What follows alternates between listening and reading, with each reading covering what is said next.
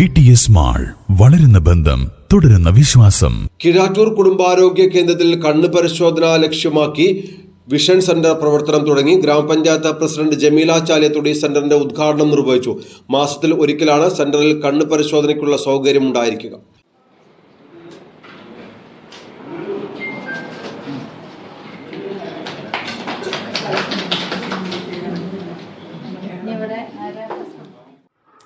ഒപ്റ്റോമെട്രിസ്റ്റിന്റെ സേവനവും ലഭ്യമായാണ് കീഴാറ്റൂർ കുടുംബാരോഗ്യ കേന്ദ്രത്തിൽ വിഷൻ സെന്റർ പ്രവർത്തനം തുടങ്ങിയത്.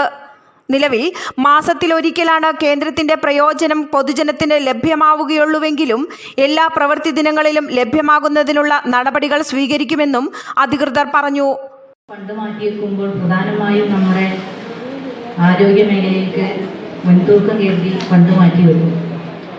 ഇപ്പോൾ കണ്ണു പരിശോധന ഇവിടെ ഉണ്ടായിരുന്നു, പക്ഷെ അത് ഇത്ര തന്നെ ജനങ്ങൾ അറിഞ്ഞിട്ടുണ്ടായിരുന്നില്ല. അപ്പോൾ നമുക്ക് എല്ലാ മാസവും ഇനി മാസത്തിൽ ഒരു ബുധനാഴ്ച, ഒടുക്കത്തെ ബുധനാഴ്ച വെച്ചിട്ട് എല്ലാ മാസവും നടത്താനുള്ള തീരുമാനമാണ്. നമുക്കിതിന് സഹകരിച്ച് നമ്മുടെ മഞ്ചേരി ജനറൽ സഞ്ചരിക്കുന്ന നേത്രപരിശോധന വിഭാഗം അവരെ പ്രത്യേകം അഭിനന്ദിക്കുകയാണ്. ഡോക്ടർമാരെയും അതിന് സഹകരിക്കാൻ വന്ന എല്ലാവരെയും പ്രത്യേകം അഭിനന്ദിക്കുക. ചടങ്ങിൽ പഞ്ചായത്ത് സ്ഥിരം സമിതി അധ്യക്ഷ ബിന്ദു വടക്കേക്കോട്ട അധ്യക്ഷത വഹിച്ചു.